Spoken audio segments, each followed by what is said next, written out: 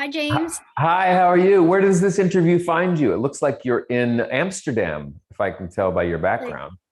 no, I'm actually in Canada, just north of Toronto. But Oh, okay. you know, my So that's a family, sofa that you're sitting on then. I couldn't, it's like, whoa.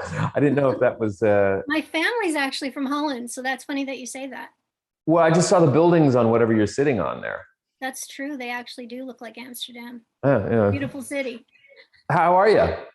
I'm good, thank you. This is such a fun movie to watch. What was it about the script that first attracted you to it? I think one of the big things was, I have three children and I've watched each one of them grow up too quickly. And for my taste. And I just found myself relating a lot to what Tim Templeton was going through, which is, he's a perpetual kid and stay-at-home dad, and he can transport himself back to his childhood very easily, and chooses to do it probably too frequently. So I understand you know, his lack of control, I guess, that he doesn't have over his daughter, who's in his mind growing up too quickly. So, and I understand that feeling of like slowly letting your children go, right? Like letting them grow up and letting them have their own experiences and graduate from childhood. It's always a bittersweet thing. So that was something that resonated with me, and also, you know, the sibling thing, right? Like I have two brothers, two sisters, and when we were young, we were very close, and life happens, and everyone has their own journey to go on, and you don't stay in touch as much as you used to, and when just, I don't know, I guess everything kind of Tim's going through in the movie is something that I feel like at some point I've dealt with in my life, and I got to tap into for this. Tim reconnects with some of his old toys when he goes to the attic. Do you have any old toys that are dear to you from your childhood?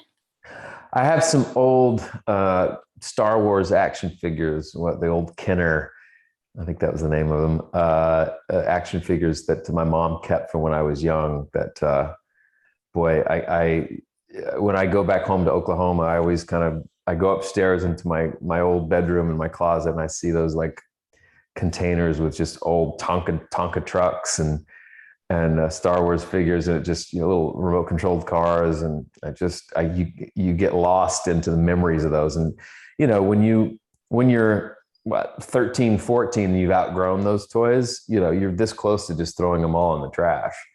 Now, as an adult, I'm 47 years old, I go back and they're like treasures. You look at them like, oh my God, this encapsulates every moment of my childhood in these toys. And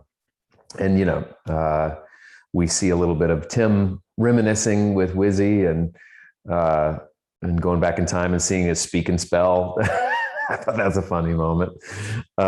He holds onto these toys with great reverence, because he doesn't really want to be an adult. He thinks being an adult is boring and lame, right? He wants to be a kid still.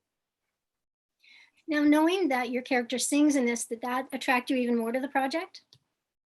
To be completely honest with you, I can't remember when I read the script the first time if I was going to be singing. I think that might have been something that we decided to add later.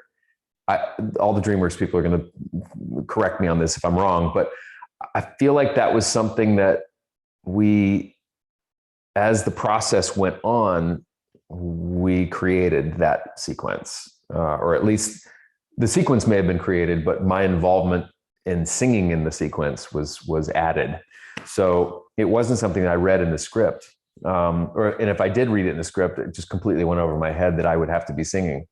But I'm always very, eager to lend my voice to something if they so desire. And I was, didn't have to put a nickel in me to get me to sing on this one. I was like, sure, absolutely. I always jump at the chance to sing. So I was another opportunity for me to, to bring this sort of musical component into this movie, which is, I think, one of the most special sequences in the movie. When when Tim and his daughter, well, Tim is Marcus Lightspeed. He's pretending to be a young kid in her class, and they go on this really kind of abstract, imaginative, journey through song. And it's really touching and really moving. So I just feel really lucky to be a part of this.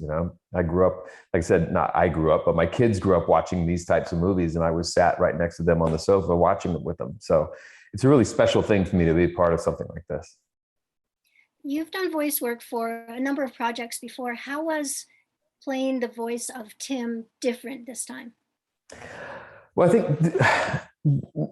playing Tim in Boss Baby 2 was unique in that it's a sequel, and I wasn't in the first one. So there was a little bit of like, okay, I know the character, the adult character of Tim wasn't in the first one. So it wasn't like I was replacing somebody. But I think that was probably the only thing that was different, which is stepping into a project that's already been out and beloved. So there was a little bit of not pressure, but there was a little bit of like, okay, how do I fit into this? And I hope I can, what I contribute is going to work. So that was kind of, so I've done a couple of other voiceover things before, but this was like, I just feel like on this one, you feel like you're in the best hands because DreamWorks has such a great track record, and Tom McGrath is such a pro. And I told Tom that our first day we started working together, how often his voice is resonating through my household, because we were huge fans of Penguins of Madagascar. And so we heard the skipper's voice almost every day. So you just feel like you're taken care of with this group of creative artists and stepping into something you just know they're going to get the best out of you. So that was a little different this time, just feeling like, this was like top shelf voiceover animation project, and a bucket list kind of thing, especially having 3 kids and seeing so many of the, Kung Fu Pandas and How to Train Your Dragon was on a loop in my house all the time. And now I get to say that I'm in one of them was pretty special. Absolutely. And one final question. Have you finished work on Disenchanted, and what can you tell fans about that? Yes and nothing. Yes, we completed a couple of weeks ago. We shot in Ireland, and it was beautiful. Fun to see everybody 15 years later. Better late than never. I thought we were going to make it a lot sooner than that, but we, took a little while to get the script right.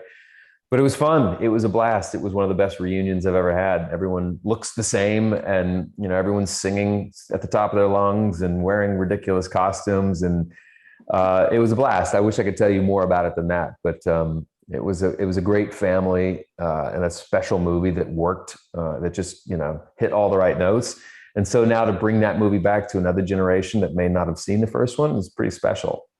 But yeah, we finished a couple of weeks ago in Ireland, and I wish I could tell you more, but there will be singing and there will be fun costumes.